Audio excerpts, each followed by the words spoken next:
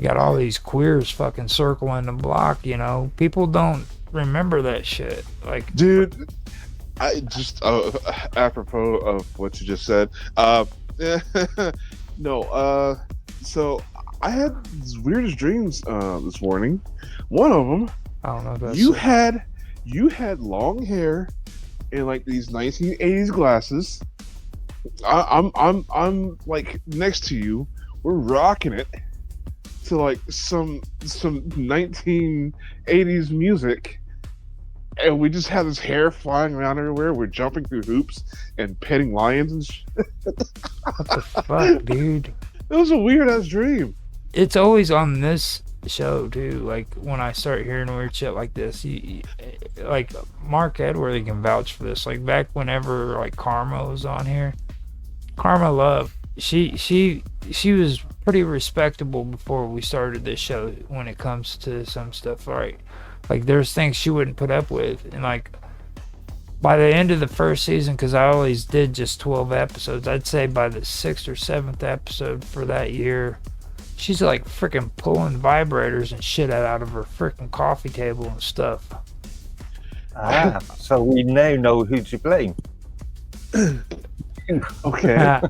You know, It like, kind of reminds me of that newscast where the woman's being interviewed and she's got like behind her she's got a shelf full of vibrators. yeah. It's like I don't know. I mean, it's weird, and it always happens on this show. We have some of the weirdest shit happen on this show. It always does. So after that, what I wanted to do is I wanted to bring another thing up because last week we weren't able to cover this.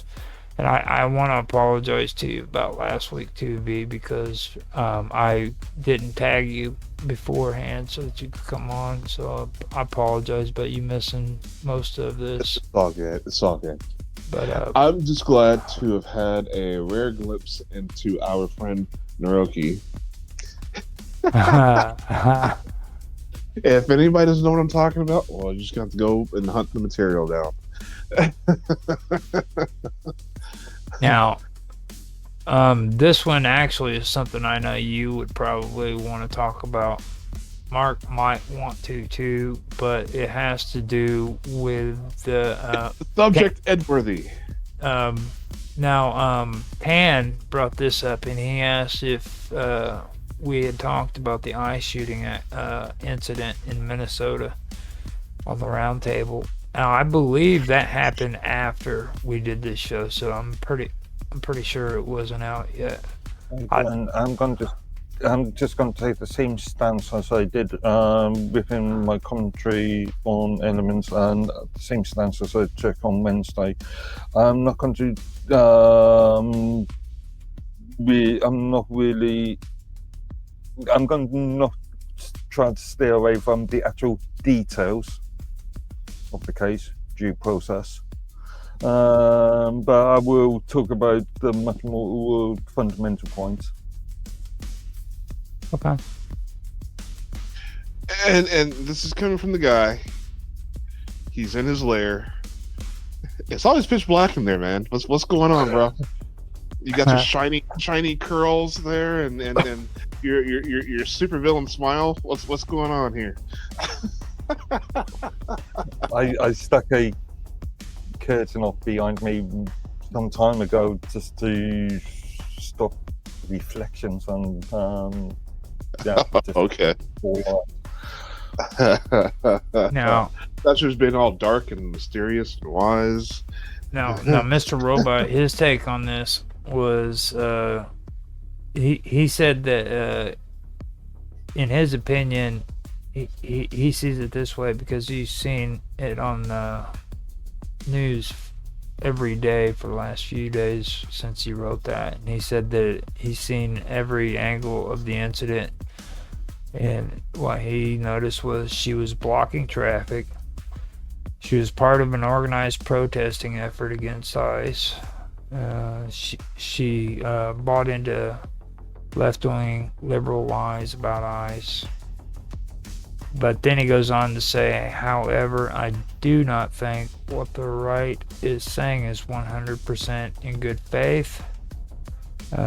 She was not a terrorist, and she didn't intentionally want to hurt or kill a cop or deliberate.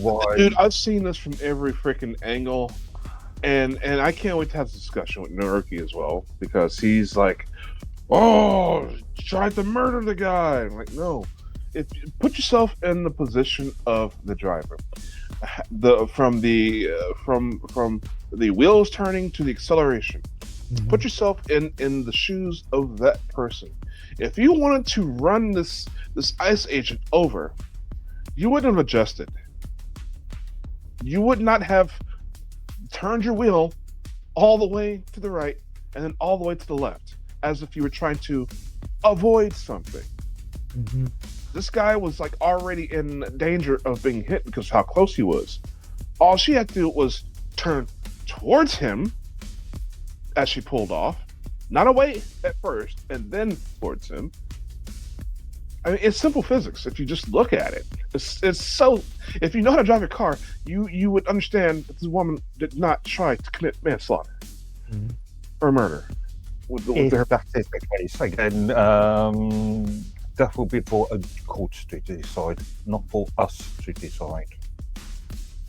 Now, he goes on to say he doesn't And think nor that the mere populace to decide as what's going to be next. Pitchforks and torches.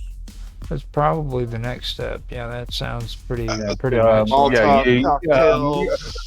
It's something that Shotgun I rounds really going find with voting is this sort of the narratives I've seen over this case just reminds me of sort of people having a sort of vigilante sort of mindset. I mean, you're the one that asked, and I mean, being honest, yeah, that's what it looks like. Most of this shit's gonna, because it's escalating, and I've said this time and time again. I even said it on the Roki show. You know, these people are acting the way they're acting, and they don't understand the consequences, or they just don't give a shit. You know what I mean? It's like freaking. There's gonna be a bloodbath that's gonna happen in this country because freaking people want to take things to the extreme and they don't want to let off. And I'm not just talking about these leftists. I'm talking about the freaking right wing, the right wing. But I don't even. They're not conservatives. Okay, I've finally determined that. I mean. One thing I really do not like about the US concept is this form of sensationalization. It's what they're trying to portray as being the conservative Republican Party is no longer a conservative Republican Party. It's been taken over by nationalists. And not conservatives, you know what I mean? And any way you look at it, it's like this country was founded by classic liberal ideas, not freaking conservative ideas. We fought against England, who were conservatives at that time period. You know what I'm saying? And and everybody's like, well, you know, it was like this and it was like that back then. And it's like, that's not the point. It's we are a constitutional government set up on constitutional laws, you know. Yeah. The left and right thing is not really relevant in this. Well, yeah, it is. The publication is coming to a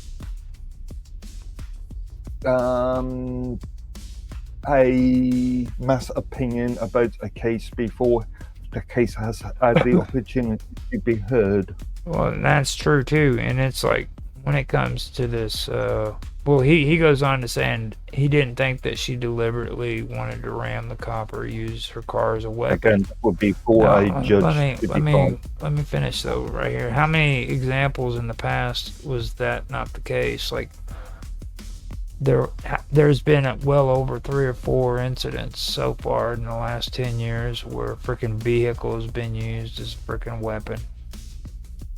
Yeah.